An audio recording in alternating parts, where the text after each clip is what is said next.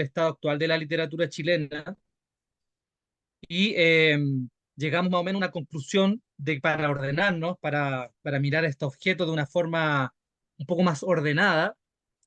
Nos vamos a referir a cinco grandes corrientes o líneas por donde corren briosamente las letras nacionales y nos vamos a remontar a los comienzos, a la época de los conquistadores. La primera línea la hemos denominado como la línea épica hispana militar. Es una línea que se inaugura con Alonso de Ercilla y su Ah, poema La Araucana, y que tiene como principales características el rescate de la tradición militar, el arete de los griegos, el valor, la vida de los varones ilustres según el formato de los escritores latinos, pasando por la catolicidad del imperio hasta la forma de los poemas épicos. A Pedro, grandes rasgos es eso. y Pedro de Oño también, ¿no? Pedro de Oño. Es que de ahí vamos línea por línea, Ah, ya, vamos a ir detallando. ya. Una segunda línea es la popular lírica. Esta línea tiene sus raíces en el folclore, en la tradición, en el relato oral y, y ya podríamos decir que parte en la época del virreinato. Tiene sus primeros cultores en esta época y se destaca porque al ser una tradición de fuente oral, es muy posterior la tipificación en escritural, digamos, el trabajo escritural de esta tradición. Se recoge a posteriori. Una tercera línea es la línea burguesa francesada, que tiene un fuerte impulso en el siglo XIX y tiene como modelo la escuela naturalista francesa y en gran medida los ideales liberales franceses y ingleses principalmente. Claro. La cuarta línea va a ser ya estamos en pleno siglo XX, va a ser la línea realista criollista, que toma afluentes de las corrientes anteriores. Y finalmente la última línea, que es la quinta, que sería la imaginista o vanguardista, que tiene como entre principales exponentes a la María Luisa Bombal, a los surrealistas chilenos, y podríamos decir que, si no toda, gran parte de la poesía del siglo XX se enmarca dentro de esta línea. Bueno, vamos por el comienzo entonces, mi querido Gabriel, con la Ya. línea épica hispana militar.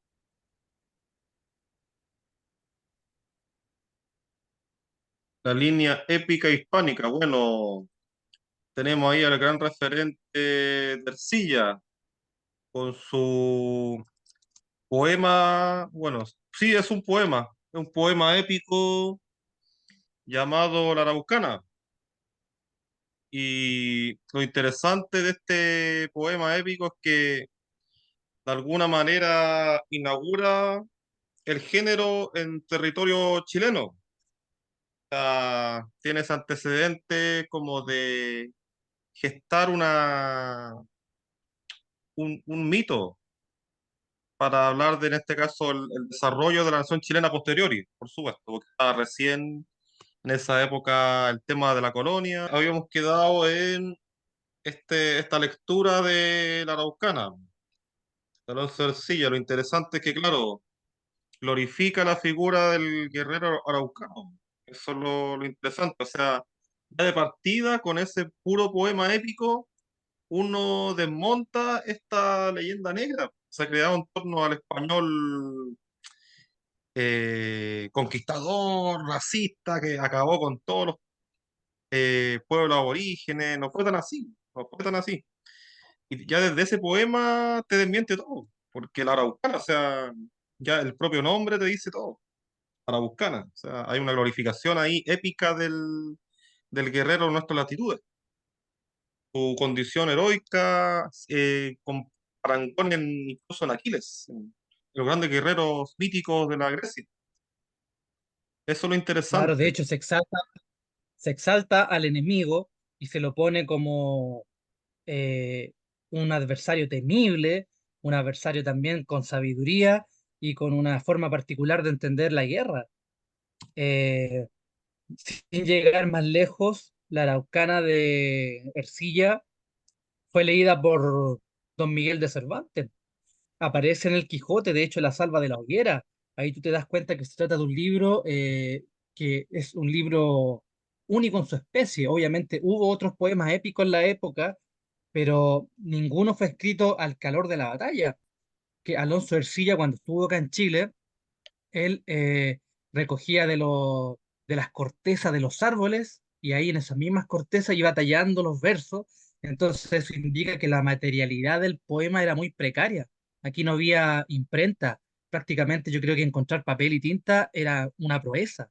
Entonces ahí demuestra que la única literatura posible en un comienzo, en un lugar tan remoto del imperio español, tuvo que haber sido ejercida por militares. Los civiles llegaron mucho después, muy a posteriori. Los agricultores, la gente de oficios liberales, generalmente se confundía con la misma milicia, porque si un hombre tenía habilidades con la pala y con el asadón, eh, podía ser muy experto, pero si no sabía empuñar un arma y blandir un escudo, mm, no iba a llegar muy lejos. Entonces ahí te das cuenta que además Alonso de Ercilla era un hombre que era un hombre muy bien educado y que podríamos decir que está en la parte más alta del siglo de oro español. Entonces el fermento de lo que acá llega es algo muy poderoso. Bueno, después tenemos a Pedro de Oña. Él es Mm, posterior a Alonso de Ercilla, justamente. ya no con Arauco domado, ya no tiene la misma fuerza a lo mejor compositiva de Alonso Ercilla, pero sigue estando arriba. Y un tercer soldado, escritor, que yo creo que va a ser después el modelo de la crónica chilena, podríamos decir que se aleja un poco de la literatura, pero está dentro de lo escritural y no es menor que don Alonso de Góngora y Marmolejo, Ya, eh, también militar, soldado, donde él cuenta en una de sus obras sobre el reino de Chile, que tiene un nombre muy largo, habla de cómo fueron los gobernadores de esa época y cómo fue el trato bestial del español con el indio y del indio con el español.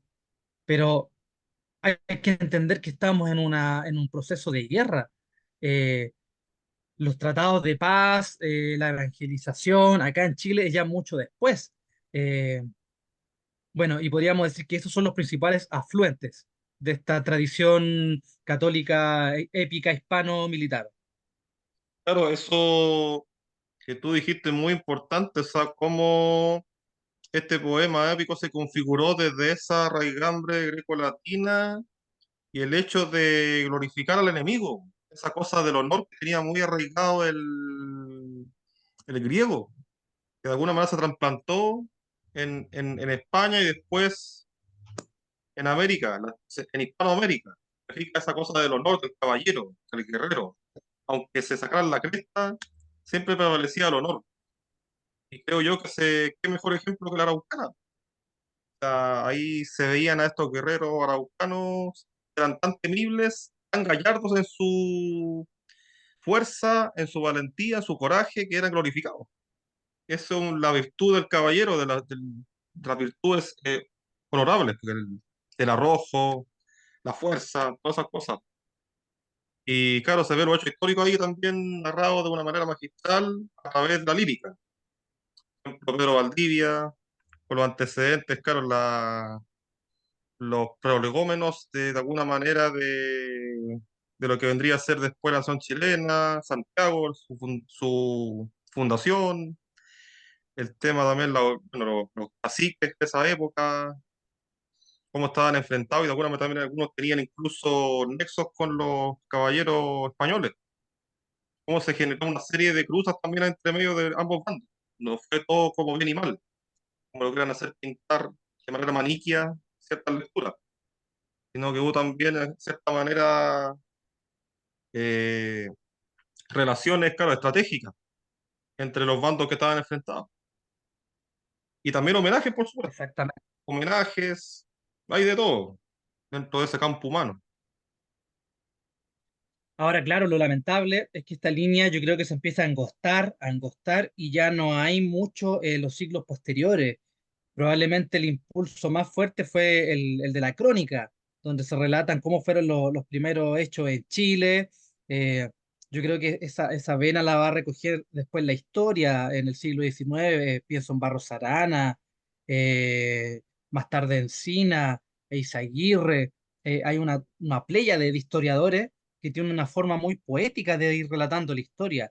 No es una forma pacata o solamente que se base en los tratados o en los documentos. Hay una forma, una mirada antropológica, pero también una mirada literaria, de expresar cómo fueron esos años tan duros en nuestra república. Sí, Bueno, justamente en esa época, en el siglo, tengo entendido siglo XIX, ¿cierto? Encina, claro, en esa mm, época todavía había desde la historiografía, había un rescate de ese Chile pretérito, no sé cómo llamarlo, esa Capitanía General de Chile, que era parte del Imperio mm. Español. Había como todavía un rescate de ese siglo de oro, entre comillas. Claro, está en la época del siglo de oro español, pero trasplantado de Hispanoamérica. Ahora ya no, pues no, o sea, pareciera ser que durante el siglo XX hubo un gran quiebre en ese sentido. Respecto a esa tradición previa incluso a la historia de la nación chilena, que la influencia, por supuesto, se perdió ese capítulo, o ya no ha habido suficiente literatura al respecto, o suficiente voluntad para volver sobre esa época y releerla en el contexto actual, por Mira, supuesto. a riesgo de a lo mejor de ser reductor, pero yo creo que el único escritor contemporáneo, puede que haya otro, pero el que pienso inmediatamente es Antonio Gil. Antonio Mm. Gil tiene una trilogía sobre la época de los conquistadores, Oh, sí, eh, interesante. Memoria Mezquina, Hijo de mí, que narra los años de Diego de Almagro y de su hijo, la revuelta interna, y lo hace con una prosa que es casi, ¿cómo podríamos decir? Una reestructuración del lenguaje hispano arcaico. Yo creo que, Claro, claro, el tema es que una golondrina no hace verano. O sea, tendrían que haber 10 Antonio Gil para poder decir que hay una vertiente completa. Sin embargo, es interesante que a pesar de la ruptura y de la discontinuidad, exista al menos un cultor reconocido que trabaje con estos temas. Eso a grandes claro, rasgos. No sé. y sí, pues justamente, bueno, yo de los referentes que he leído al menos, claro, Antonio Gil en la actualidad, pero por ejemplo del siglo XX hay muy poco. O sea, Huidobro pienso no, lo único, porque Huidobro hablaba retomando más que nada la tradición hispánica. El mío sí campeador, pero claro, no hay como, ese imaginario se perdió. Creo yo, se perdió, no fue suficientemente explotado. Ese imaginario me refiero de esa época, previa a la nación chilena, esa época del contemporáneo siglo de oro, el contexto donde sucedió la Araucana, todo eso, todo lo que implicó, po. Se perdió de alguna manera ese contexto histórico o no fue lo suficientemente explotado o releído. Hay una deuda ahí de alguna manera, las nuevas generaciones, al menos. Bueno, hay una segunda línea, que es la línea popular lírica. Ah, acá, eso es muy... Está, tiene sus raíces, como decíamos, en el folclore, eh, en el romancero viejo, en las décimas, en el guitarrón. eh, Claro, Podemos pensar en el trovador, en este hombre, en el poeta popular que iba de barrio en barrio, de pueblo en pueblo, de feria en feria, recitando leyendas. Eh, la estructura principal de esta corriente es una profana o cívica, podríamos llamarle, y hay una otra vertiente que es religiosa o sagrada. La, la, la vertiente que es cívica eh, tuvo referencias, como decía yo, con expresiones como la lira popular, que eran estos versitos que los grababan y los vendían en la feria, que versaban sobre temas, desde temas policiales, temas escabrosos, hasta noticias que iban ocurriendo que eran relatadas de forma versificada. Eh, la otra línea era el canto a lo divino, que el canto a lo divino obviamente tenía toda su raíz, la médula se extraía de las enseñanzas católicas, de lo que el cura decía en la parroquia.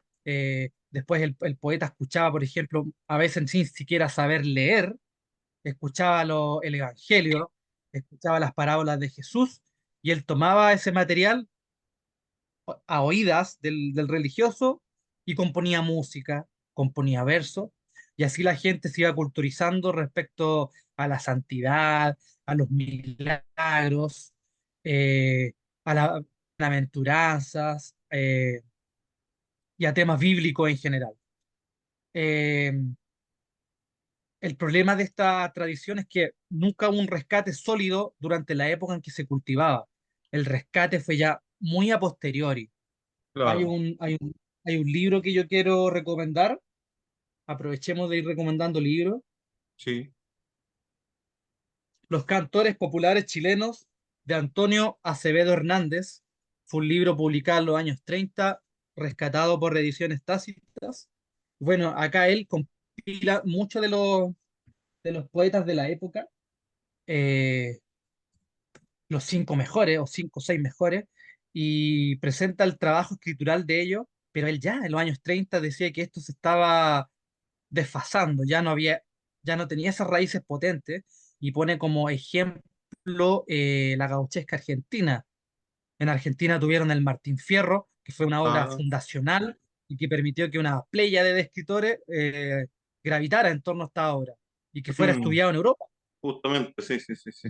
No pasó con la línea popular lírica. Bueno, Claro, eso más o menos agrada. muy interesante punto. Y claro, en el siglo XIX se perdió, o sea, había una rica tradición de lírica popular y que tenía esas dos vertientes que de alguna manera se fueron juntas, lo humano y lo divino, siempre era tanto lo humano y lo divino. Pues, claro, son como juglares de esa época, pero claro, eran más que nada del mundo popular, por supuesto. Y claro, tú dices que Acevedo fue como el único en esa época, el siglo XX, claro, también él hablaba del roto, ¿cierto? Hablaba del roto, o sea, antes de que después escribiera el libro Eduardo Bello, pero él menciona de alguna manera algún personaje chileno de la época. Claro, porque lo que pasa es que los personajes arquetípicos de esta corriente es el roto, que es el hombre desclasado, el minero, que se va moviendo de pueblo en pueblo, que tiene una situación precaria y por ende sentimental muy frágil. Y por otro lado está el guaso, que es el hombre, bueno, tenemos mucho el imaginario del guaso como del hombre que no sabe hablar, que poco menos que analfabeto, no, nada que ver, pues. Esta era la figura señorial del patrón de fundo, del compadre que ordenaba, que tenía una visión muy ascética de la vida y es representado a grandes rasgos en esta corriente.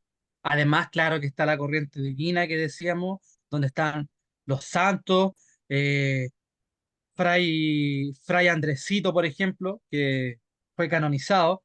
Él escribía décimas y hablaba de los milagros y mucha gente lo Eso, recuerda por esa beta. eso es muy importante también, compadre, que claro, esa al fray que tú mencionaste, claro, que rescata esa línea popular y que canta de alguna manera a lo divino, por supuesto, y ahí tú haces hincapié en que esta vertiente de esa lírica que hablaba de temas religiosos, católicos, era popular, pues es el punto. O sea, estaba totalmente alejada de los círculos intelectuales elitistas y era representativa del pueblo. Eso es lo interesante, que la religiosidad en esa época era muy popular y la única manera de poder acercarla era mediante esta lírica. No lo llamaría literatura, sino que lírica más que nada, lírica, porque estaba ligada a la música, por supuesto, íntimamente ligada. Era como algo más cantado, que se transmitía oralmente, a través de, bueno, payas, demás, décimas podría ser. Y ahí también otro punto, que su estructura también tenía influencias del formato lírico español, inevitable. Así que, bueno, de alguna manera se mezcló aquí, por supuesto, quizá con la jerga y el idiolecto chileno, pero las formas poéticas, tú ves ahí que se relacionan. Eso es lo interesante.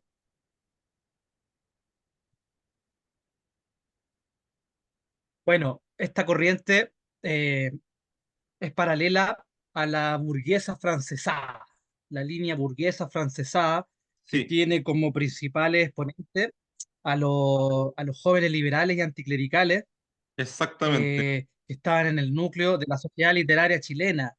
Y podemos pensar en José Victorino Lastarria, en Andrés Bello, Francisco Bilbao. eh, Eran tipos que, como yo te decía, eran escritores de salón. Ellos querían tomar los medios de comunicación o crear sus propios medios y difundir una literatura que fuera destinada a las clases altas o a las clases ilustradas. Por ende, el tipo de temática que ellos desarrollaron se vinculaba más con lo político, con la formación nacional, con el pensamiento nacional, que es ser chileno, que es la chilenidad, pero visto desde la ciudad, desde lo citadino. Eh, Hay una obra que es muy señera, que es Don Guillermo, que tú Sí, podías comentarla, Gabriel. por supuesto, Habías hablado de... sí, por supuesto que sí. Toda la razón, compadre, toda la razón. Y esa vertiente, bueno, a mí también me gusta, pero claro, es muy como elitista po, y totalmente no sé cómo llamarlo en jerga, eurocentrista, pero Mm. claro, o sea, sí, po, tiene un elemento como europeo, pero claro, lejano a la tradición hispánica, por supuesto, pero tomando ideas de la ilustración. Y claro, obviamente, de hecho, ¿cómo será que plantean a Don Guillermo como la primera novela chilena, Mm. fundacional, siendo que estaba toda esta tradición antes, pero claro, en estricto rigor es como el primer relato narrativo de ficción. Cívico. Sí, claro, pero el punto es que Lastarria, claro, de hecho se considera un liberal, y el liberalismo es una tradición extranjera, pues, así que de ahí parte todo. Solamente que en Chile cuajó muy bien a nivel político, Mm. intelectual también. Así que esta novela es interesante por supuesto, su contenido para la época, lo que implicó esta representación fantástica de este universo paralelo, surgió en Valparaíso, ¿no? Tiene muchas cosas como de mitología, de política, es un libro muy interesante y tiene una mirada sarcástica, crítica de la época. Pero claro, lo que pasa es que tiene estas ideas ilustradas. Es el punto. Y esa ilustración es muy distante al mundo que habíamos nosotros descrito antes, el tema de la lira popular, el tema de este canto al humano, lo divino. Esto es otra cosa. Y claro, contribuye a un pensamiento nacional que se estaba recién formando en esa época. Estaba hablando de la época del siglo XIX, estaba recién el tema de la independencia. Así que confluyeron todos esos elementos políticos expresados en esta obra. Eso es lo que yo podría decir.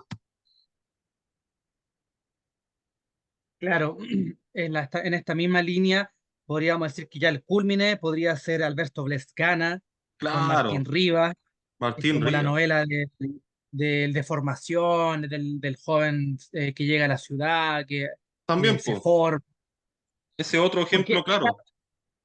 era el típico ejemplo de la novela falsaquiana, que es la novela del hombre que llega de provincia, o el modelo francés que ya está en Flaubert, con Madame Bovary, que tiene Ese, que ver con exacto. la vida en los salones, con el provinciano que quiere insertarse. Tiene ese elemento además del romanticismo alemán, bueno, también de que se expandió por toda Europa, ese romanticismo, esa cosa como del ideal de la libertad, de la lucha contra no sé, o contra los poderosos, esa cosa es como muy ilustrada, pero Sí. al mismo tiempo romántica en el sentido de este romanticismo alemán, pues, esta cuestión como de este inconformismo vital, expresado en este personaje Martín Rivas. Claro, que también el relato del Bildungsroman, de esta cuestión de novela de formación, de este personaje provinciano que va a la capital, un amor imposible entre medio, tiene elementos muy propios de la literatura de esa época a nivel mundial. O sea, la corriente del romanticismo, inspirada también en ideas ilustradas, se reflejó en esta novela. Muy Así que bien. vamos dándole nomás. Con Bueno, segunda parte sigo con nomás. la cuarta línea. Ya, perfecto. Bueno, ya referimos cuáles fueron los orígenes de la literatura chilena con una línea épica, después vino una línea que era popular, lírica, y una tercera línea que era francesa burguesada, que buscaba establecer modelos con Europa, principalmente con las potencias de la época que eran Francia y Inglaterra. Eran los modelos escriturales, los modelos políticos y los escritores e intelectuales de la época consideraban que ahí era donde había que fijarse. O sea, era el modelo de hombre y de sociedad a lo que ellos aspiraban. Y eso se transmitía en la literatura que se cultivaba.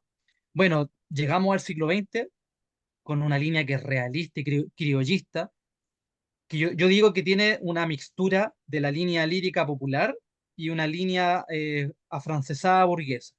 ¿Qué es lo que Mm, tiene de ambas corrientes? De la línea afrancesada burguesa tiene la línea naturalista, que mm, tiene que ver con todo esto con la descripción del hombre, del paisaje.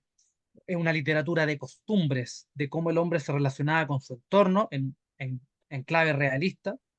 ¿Y qué es lo que toma de la línea popular? El criollismo, que era digamos que la versión chilena o hispanoamericana del sentir, de la forma, de la cosmovisión que tenía el hombre, que amalgamaba una tradición que era rural, que tenía fuerte raigambre con la Iglesia Católica, pero que en estos afluentes que tomaba generaba una serie de conflictos, principalmente la pobreza en las ciudades, el bandidaje en las zonas rurales. eh, Aparece también la figura del guaso y del roto, mm, pero se le suman nuevas figuras, como por ejemplo la figura del bandido, del delincuente, del tipo que anda, el cuatrero, el que anda saltando en los caminos. Aparece también la figura del minero. Tenemos a Baldomero Lillo, que podríamos decir que es uno de los principales exponentes, de los primeros exponentes de esta corriente. Y también tenemos a Federico Gana, que curiosamente era primo de Blest Gana, y él tiene un libro que para mí es una joya, que es Días de Campo, un mm, libro muy breve, que a través de 7, 8 relatos habla de cómo es el etos del hombre campestre, cuál es su soledad, nos describe un campo que es que realmente es muy chileno porque es un campo donde las personas se embriagan, donde no hay pero no es esta forma de embriagarse como, ¿cómo podríamos llamar? Como festiva, no es un ebrio dionisiaco, es un ebrio que está siempre reconcentrado, que, que está pensando en el día de mañana, que tiene un contacto muy directo con la muerte y con la enfermedad. Y hay bueno, dos escritores más que quiero mencionar para ir más o menos articulando este grupúsculo. Uno es Mariano Latorre, mm, que escribió Ompanta, que es un tipo que se obsesiona con los leones, como le decían así a las panteras. Él tenía una fijación con este animal y va para todos lados, gasta todos sus recursos. Es una suerte de idealista utópico, que de Quijote también, porque sacrifica todo en pos de un ideal. Y el otro escritor es Rafael Maluenda, que él escribió su modélico Historia de Bandidos, que más adelante Enrique Lin recogería en una antología junto a mm. otros escritores de la época. Eh, y bueno, podríamos decir que esos son los cuatro principales representantes. Probablemente se me escapa uno. Te dejo a ti la palabra, Gabriel. Sí, compadre, por supuesto, estoy de acuerdo con esos referentes. Esto, claro, surgió ya a principios del siglo XX, ya, derechamente. Y Mm. claro, todos estos autores confluyen en su influencia directa del realismo y el naturalismo surgido en Europa. Y lo interesante es cómo en clave, esto se ve en clave criolla, cómo esto se llevó a la realidad chilena de una manera magistral para mí. Bueno, tú ahí nombraste exponentes de verdad muy importantes. Y bueno, La Torre, el que más me suena a mí, po. Una de Cóndores, por ejemplo, era como... Claro, ahí lo importante es que crearon una literatura muy, al ser realista, al tener esta raigambre de los realismos, como que de alguna manera construyó el Chile que estaba desarrollándose en esa época. Como, ¿cómo llamarlo? Esta radiografía o esta descripción de estos personajes, como tú bien mencionaste, del campesino, de su día a día, de su realidad social. También el tema de la descripción de los lugares, donde ellos vivían, donde se desempeñaba también todas esas cosas a través de una narración literaria propia de esa época, tomando todas las tradiciones, también el lenguaje también, muy interesante. Y otro que también me interesa mencionar, Oscar Castro también, que toma elementos de esta corriente, por supuesto. Llanto de Sangre, un excelente libro que habla sobre la realidad de las minas, por ejemplo. Y ahí, bueno, ahí se entronca con lo que hizo magistralmente también Baldomero Lillo. Eso es lo bueno, que estos autores como que recorrieron toda la geografía de alguna manera del Chile. Unos que hablan del campo chileno, otros que hablan de las minas en el norte, la zona austral también, ahí viene de la manera de Coloane.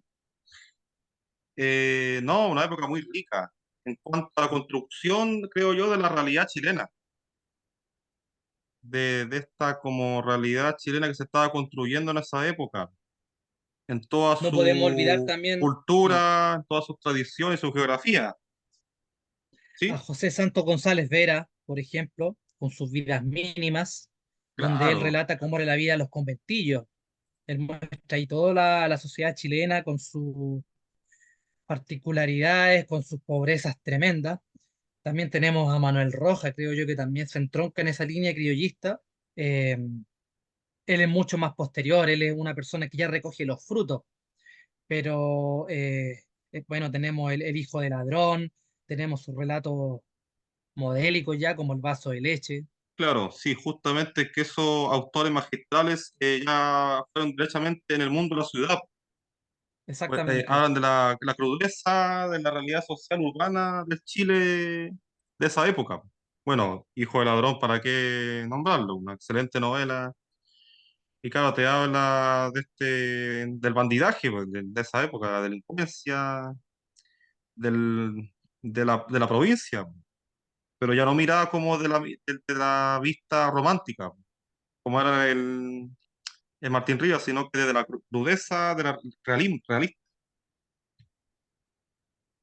¿Y qué más? ¿Qué otro autor? Ah, bueno, Eduardo Bello, por supuesto, es un referente también propio, hace más que nada como una cosa ensayística, si se quiere, sobre el roto.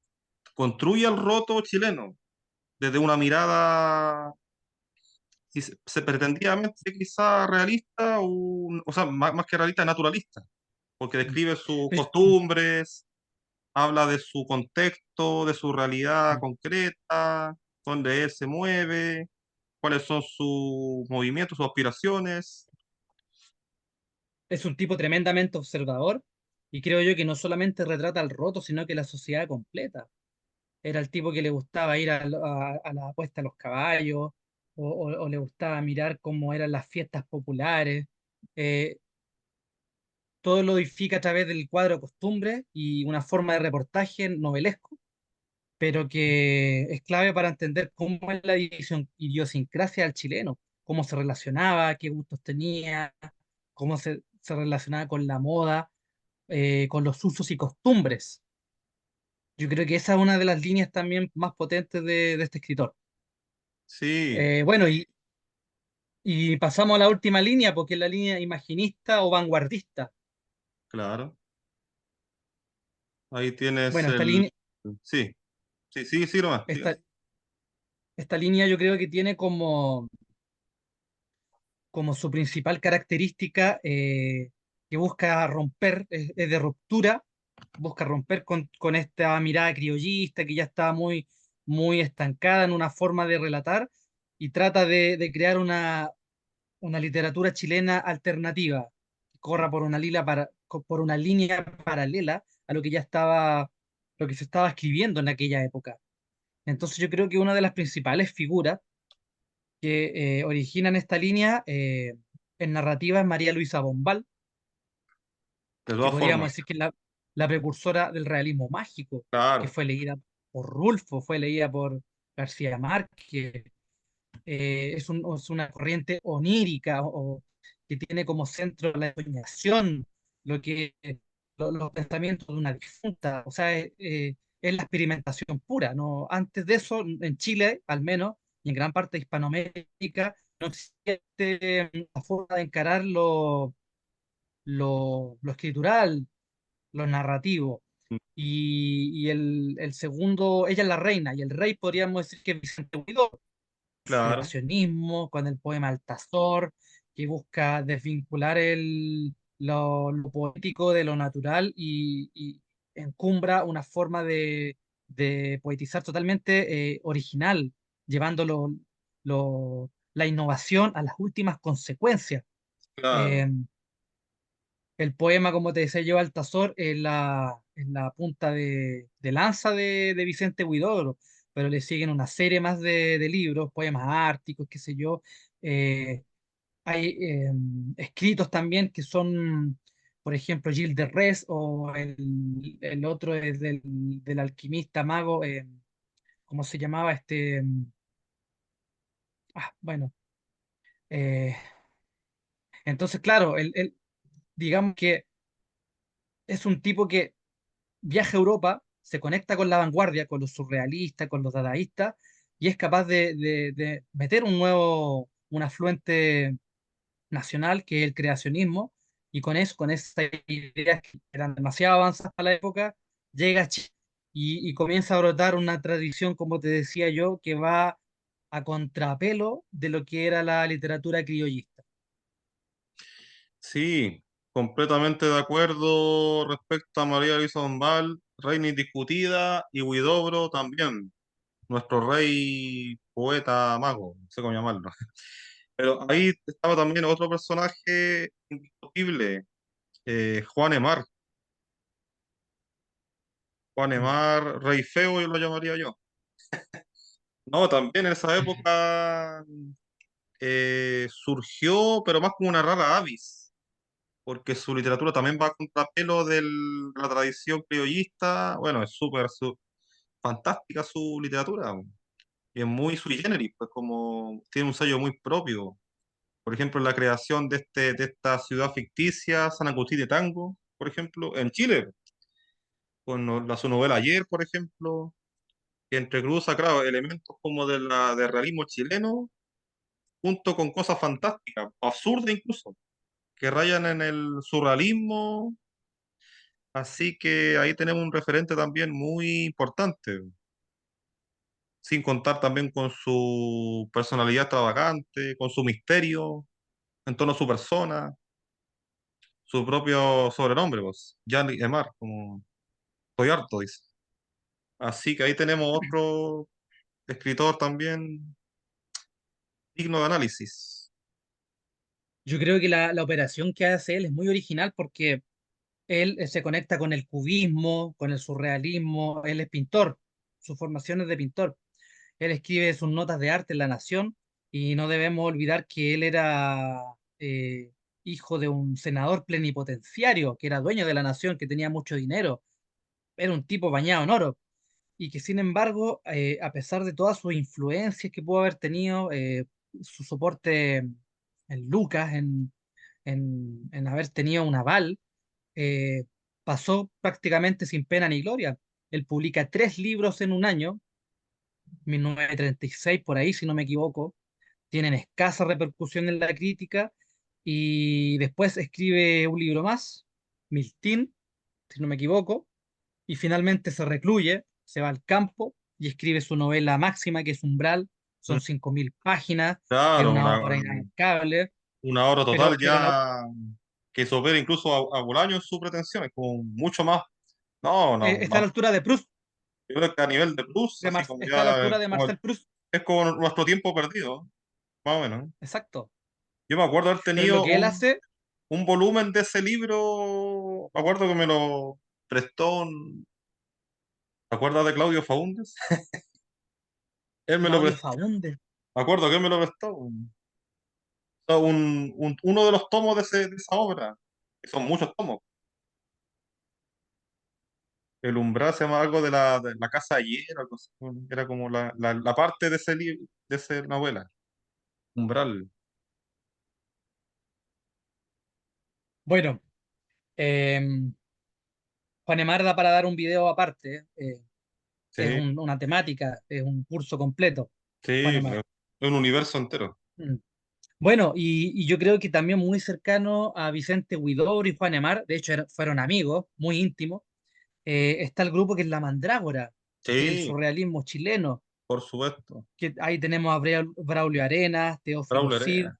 eh, Gómez Correa. Bueno, hubo un grupo más grande que giró en torno a este grupo, el Incluso mismo estaba, Gonzalo me parece, Rojas. sí, pues Gonzalo Rojas incluso estuvo ahí. Mm. Aunque él fue más independiente, por así decirlo. Ellos también son rupturistas porque se distancian del modernismo, del criollismo, y tienen temáticas también que van muy ligadas con lo onírico, con el sueño, con con lo fantástico, con mundos poblados por fantasmas. Eh, Ellos también van muy en una línea muy diferente a lo que se cultivaba en aquella época. Eh, Mm. Quisiera y creo destacar yo que es, algo. Ah, sí, sí, po, excelente, compadre. Termina nomás. Termina tu punto.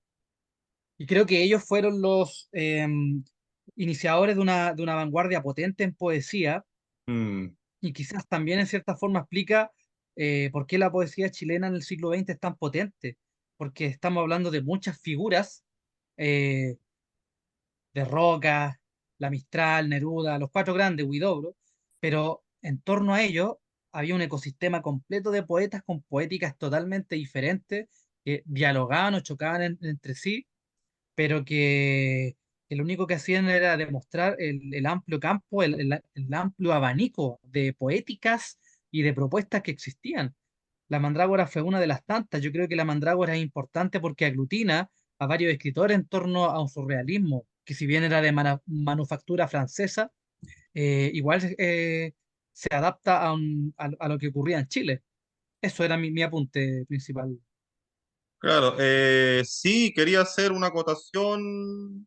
Bueno, o sea, lo que tú dijiste que estoy completamente de acuerdo. Importantes figuras, Arenas, Gómez Correa, de la Mandrágora, este surrealismo a la chilena, como se dice.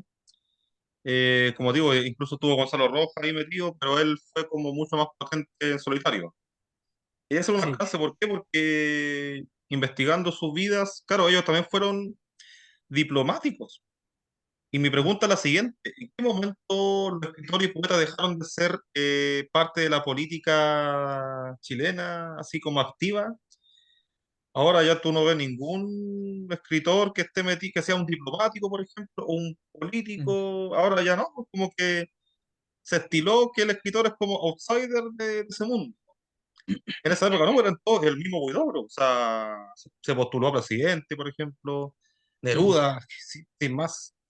O sea, como que me hice esa pregunta al hablar, por ejemplo, de Gómez Correa, que ellos también eran diplomáticos, Yo creo que importantes. porque la generación del 38, que es la generación donde podemos ubicar a la mayor parte de los escritores que hemos mencionado, tenían esa sensibilidad de cambiar el mundo, pero no solamente a través de lo literario, eran acción y palabra. Mm, Entonces piensa tú que en esa época, en el año 38, el sistema capitalista se estaba derrumbando, mm, había nacido, por un lado, el comunismo, el marxismo como una forma de toma del poder, y por otro lado estaba el fascismo, había una tercera vía, estaba la Falange Española, habían referentes que tenían una misión y una visión del mundo. Entonces yo creo que para esos escritores era una esperanza de poder cambiar las cosas, de no solamente escribir versos por ejemplo, si había una guerra, no iban a ser una cadena de poesía. Los tipos iban claro. y ayudaban con lo que podían, entraban a la milicia, se enrolaban y si no podían enrolarse iban a hacer periodismo directo y contaban los hechos. Entonces fue una generación mucho más idealista, eh, con muchos menos medios que nosotros, pero enormemente más originales, con menos lucas probablemente, menos conexiones, pero con un ímpetu y con una vocación de servicio que ya se perdió. Ahora el poeta que se mete en política lo hace para vindicar su propia figura, para ganarse No, premios, no lo hace. pero no pasan de la política así como universitaria, así como de asambleísta, como Exacto. con ideas progres, tú sabes, pero no pasa de eso, no pasa de ir a marcha, pero no es como antes, que eran diplomáticos, eran tipos que iban a Mm, generar como lazos políticos importantes a nivel internacional incluso, que no está mm. eso. Claro, y bueno, eso era la casa que quería hacer. Y sí, pues como tú dices, surgieron muchas poéticas eh, alrededor de estas cuatro figuras importantes. Bueno, yo citaría a Parra ahí como un referente ineludible, claro, muy distinto a los otros poetas que eran como más, ¿cómo decirlo? ¿Cómo es la palabra? Mesiánicos, mesiánicos. Claro. Claro, de Roca, si bien es muy crítico, era muy crítico de Neruda y Huidobro, a veces, bueno, está la enemistad entre ellos, que era muy icónica, pero claro, sí, dentro de su tremendismo también es mesiánico, en cierta manera, como que reivindica como el ethos chileno, como esta cosa como trágica, al mismo tiempo como universal, el local también. Pero Parra era muy distinto porque era como otro lenguaje, era como totalmente original, pero como el sarcasmo, este tema como de la ironía, del burlarse de todo, de esta cosa como que no estoy ni aquí ya ni aquí. Esa cosa de Parra es como muy propia, muy original. Podríamos decir a grandes rasgos que una de las características, tú dijiste mesiánica, pero yo creo que es más, era una poesía metafísica, Claro, una poesía que en cierta forma buscaba lo divino, pero no a través de lo religioso precisamente. Era una poesía solemne. Y lo que claro, hace justamente Don Parra solemnidad, es la operación contraria. claro, solemnidad, ese es Exacto. el tema, Hace una poesía materialista, una poesía que tiene raíces en las danzas de la muerte, en la Edad Media. Eh, es una poesía que está cercana al chiste, al artefacto, a lo cómico. Y evidentemente es una ruptura. Ahora el problema de Parra es que yo creo que los discípulos de Parra que dejó no están a la altura del maestro.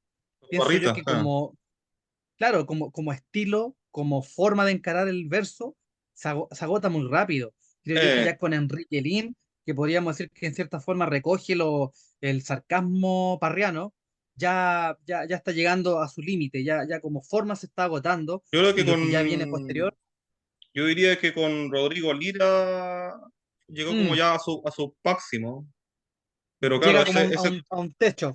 ese es como el doble filo de Parra, o sea, el doble filo es que Parra, bueno, Parra es Parra, pero claro, el doble filo es que su influencia fue negativa, o sea, muy a posteriori, porque claro, hay quienes intentan clonarlo, pero de una manera muy grosera y sin vuelo poético. Al final es como prácticamente poner una chuchada en un poema y... No, bueno, ya se pierde todo el sentido. Y, ¿qué quería decir? Sí, porque se mantuvo esa línea metafísica en la poética, incluso hasta muy entrados los años 50 60. Por ejemplo, Anguita era un poeta que yo leí también en su momento y tenía como esa cosa como de muchas metáforas, muy Del simbólicas, absoluto. del Mm. absoluto, claro, Teófilo Cid, por ejemplo. Tenía esos arranques como de esa herencia, como de esa poesía simbolista, no sé cómo. Y ¿qué más? Bueno, también por su parte Armando Uribe, que es un poeta muy original, y ojo, eso es importante, fue un poeta profundamente católico. profundamente católico. exageradamente católico. Claro, y ese es un punto clave, porque su Mm, poesía es muy, bueno, su poética es muy diversa. Él habla del amor, de las cosas humanas también, pero también de las cosas divinas, mm, o sea, religiosa más que nada, por ejemplo, el tema apocalíptico. Hay mm. un libro incluso que habla de eso. Yo creo que la relación del el catolicismo de Uribe es telúrico. No es un catolicismo de querubines y de ángeles. Es un catolicismo que está más cercano a San Juan de la Cruz, porque Claro, tiene que ver con la carne, con el temblor, la con pasión, el claro. martirio, con la pasión. Podría tener cierta relación con Nicanor Parra y con el humor negro. Yo veo hay un vínculo, pero donde Nicanor Parra se detiene en la risa y en el estallido, Armando Uribe frena el chiste y reflexiona en torno a la muerte. Su poema está lleno Sí, sí, de calaveras, de claro, amantes aguzanados, lo que claro. también lo emparenta con el malditismo. Sí, Uribe es como muy propiamente apocalíptico en ese sentido. Su visión religiosa católica es mucho más tenebrosa, claro, apunta hacia esa parte como del miedo a la muerte, como del enfrentarse a la muerte. El tema de la carne tiene que ver con eso, con la mortalidad, por ahí va Uribe. Y el tema de los sentimientos, el amor y odio, esas cosas muy humanas, por ahí va Uribe. Y también el tema, claro, bueno, me acuerdo un transeúnte pálido se llamaba, parece, era muy buen Su primer poemario, libro. claro. Así que sí, muy bueno, por otro lado, limpio, para mí excelente. Tomó esa beta de Parra, pero hace una reflexión del lenguaje. Oh, es muy original. ¿Y Bueno, qué más? ¿Qué ¿te más? parece que ahora pasemos al siglo XXI? Po? Ya, sí, sí. En virtud de la hora, sí. Siglo XXI. Me parece que después que hemos hablado a grandes rasgos de cómo eran estas corrientes, que en su momento las vamos a tratar con más detalle con Gabriel, vamos a destacar una bibliografía, vamos a hablar de cada autor con detalle. Ahora es una visión sinóptica. Eh, Creo yo que el problema del siglo XXI, que en vez de haber recogido esencia, estamos hablando de escritores sub 40, sub 50, es un tipo de literatura desvertebrada, que ya no se relaciona con el paisaje, Mm. no se relaciona con el ser íntimo, ni tampoco busca la ruptura vanguardista. Entonces yo creo que estamos en una encrucijada. Estamos en un momento en que ya no hay una figura tutelar viva. No, Probablemente la última gran figura que tuvimos fue Roberto Bolaño, claro, justo. pero el grave problema de Bolaño es que él se fue de Chile tempranamente, por ende es más español y mexicano que chileno. Él alcanzó a estar un par de años, escribió una obra, dijo lo que dijo y se fue. Sí, pues. Sí, no, el siglo XXI estoy de acuerdo, es como el siglo de lo fragmentario, pero de mala, así como del abandono, del desarraigo, como tú dices, de lo disolvente. Y claro, de alguna manera nosotros todos somos deudos o viudos o huérfanos de Bolaño, porque claro, Bolaño se mandó a cambiar, o sea, hizo su literatura magistral, por supuesto, su línea, bueno, Detectives Salvajes como paradigmático en ese sentido, porque la propia novela habla de eso, del exilio, como de este viaje hacia el desierto, en busca de Cesárea. ¿Quién es Cesárea? ¿Quién representa? Yo diría que representa la literatura chilena, es como esa búsqueda que nunca llega o que siempre estaba muerta. Y claro, ese es el problema del siglo XXI, que se siente como ese desarraigo. Si bien hay una multitud, una diversidad de escritores, hay un mercado literario muy fuerte, muchos autores escribiendo cosas, pero es como, están aislados, es como muy fragmentario, no hay una vértebra, como tú dices, no hay tampoco un ser íntimo con Chile. Es como que todos hablan de su realidad en Chile, pero no reconociendo el arraigo, siento yo. No está esa cosa como antiguamente, en el siglo XX incluso, que incluso los Mm. rupturistas surrealistas tenían un arraigo. Incluso, yo diría que incluso hasta los poetas de la generación del 60, po. Lin, Uribe, si bien eran críticos, muy, pero aún tenían como un arraigo en Chile, no sé, había una historia. Hoy no, pues no. O sea, yo he leído a hartos escritores, por supuesto, nosotros conocemos a harta gente que escribe, por supuesto, nos codiamos con ellos. Tienen sus propias estéticas, sus propias propuestas muy buenas, pero claro, no hay una unidad, no hay una articulación que dé cuenta de una visión de mundo. No, pues no hay eso. Yo creo que es un síntoma de la posmodernidad. Es como que la literatura actual es muy propia de la época, pues, de esta época disolvente, donde no, eso creo yo. Y tú Claro, ves por que ejemplo, los únicos eh, referentes, claro, como una de tú las... dijiste, alguna vez, claro, el referente puede ser como Netflix, algunas películas, ¿qué más? Mm. Videojuegos, O yo música, mismo, o yo, o claro, yo mismo, sí, mi propio ombligo es mi referente. Entonces es una literatura que está encabalgada a la figura del yo, a mis propias experiencias, a mi subjetividad. Está bien que exista una subjetividad porque hay una vía psicológica íntima que puede ser muy rica, pero no hay ninguna novela que sea capaz de encauzar una poética y que otros autores se vayan sumando o no, vayan no hay entrando eso, en disputa. no hay eso, no hay eso. Lo, lo que está es como el momento fotográfico. Voy a un Claro, concierto, qué sé yo, y tomo la foto. O voy por la calle y veo a un cogotero y le saco la foto. Pero no hay una proyección, no es una literatura que se hunda en las raíces. no, no hay Pueden eso. haber excepciones, por ejemplo, yo pienso en Andrés Montero, que es un escritor cabro joven, que él está trabajando el relato oral, está trabajando toda esa tradición, Claro, pero es un Andrés Montero, no son 10 Andrés Montero. Eh, y el problema es que ya no son los recursos, porque si por ejemplo comparamos la cantidad de publicaciones que había en los años 90 80 yo creo que no es ni un tercio de la que hay ahora. Ahora por año deben haber 1500 autores que sacan sus libros, deben haber por lo menos 200 300 microeditoriales, y todas estas propuestas se están perdiendo en la nada, claro que son, sí, no, sí, están igual cayendo. hay literatura, por supuesto, pero claro, como que falta esa vértebra que tú dices, esa propuesta que te refleja una imagen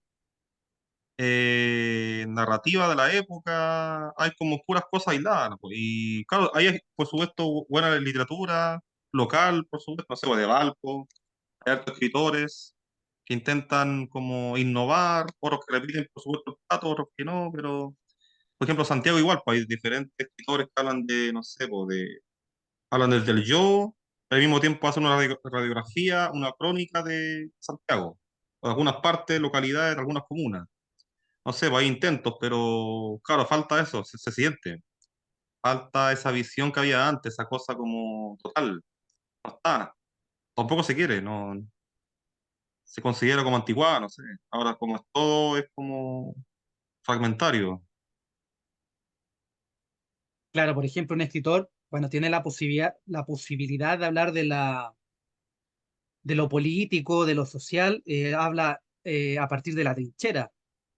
No es capaz de tener una visión que sea abarcante, de que examine el fenómeno. Y probablemente esa pega le estén haciendo otros, como por ejemplo, nos guste o no nos guste, Alberto Mayol o Renato Garín, que Sí, ellos están fuera de la literatura, pero ellos están haciendo esa pega de examinar qué es lo que hay en la sociedad chilena, pero lo hacen en formato de ensayo, no se está haciendo en formato literario, eso que es lo falta. que...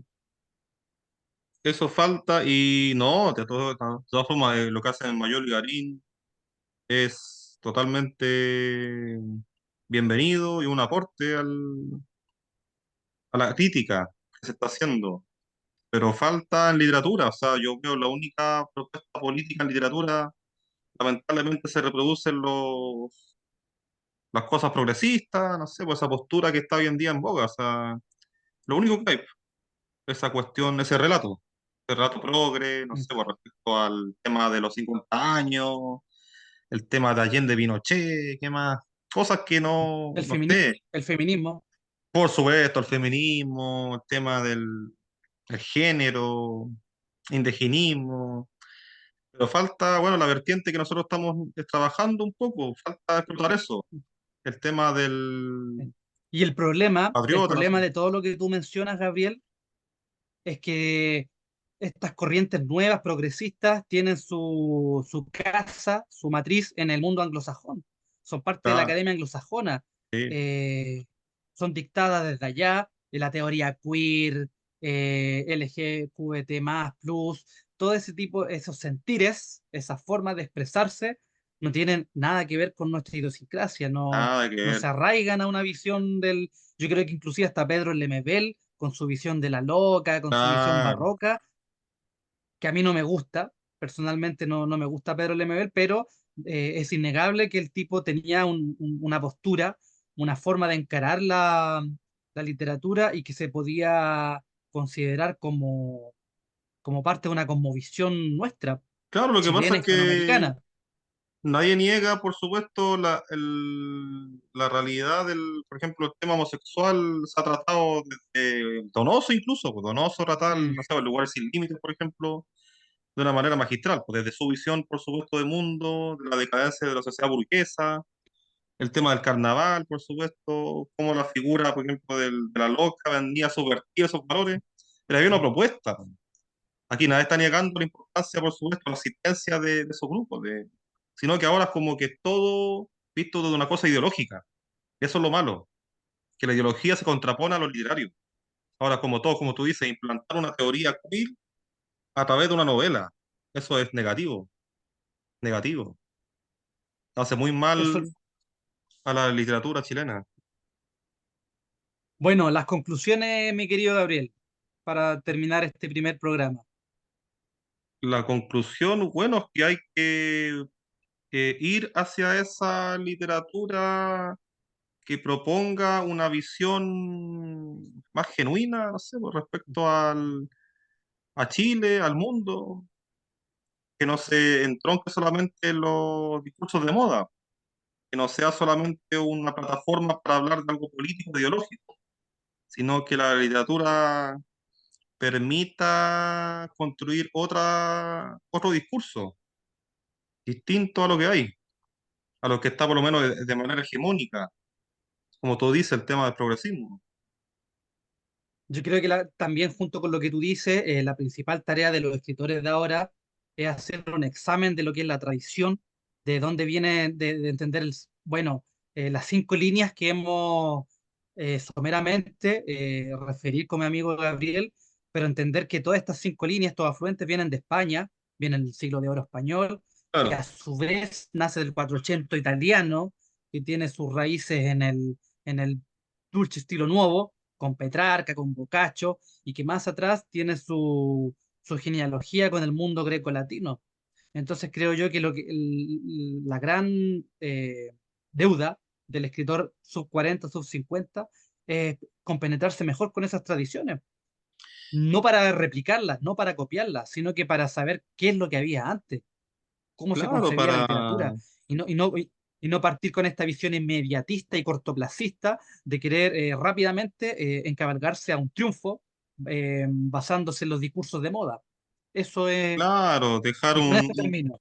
un poco de lado la serie de Netflix y volver, no sé, volver sobre la Araucana, por ejemplo, volver a leer a los grandes referentes antiguos de la tradición española, o sea, reivindicar esa tradición sin sentirse, no sé, po, un colonizador, po. Eso es lo que pasa, que uno cree que si uno lee a Alonso Ercilla va a ser como, no sé, pues el opresor, el colonizador del chileno, la tontera. Hay que revalorizar esa tradición y hacerla propia, y hacer algo nuevo a partir de eso. Eso creo que es la misión. Ya, Estamos pues, cerrando, Gabriel, ¿vale? Estamos cerrando ya. hasta una Eso próxima. ha sido excelente programa, así que la próxima continuamos con más digresiones esteparias y más temas literarios al respecto. Eso ha sido.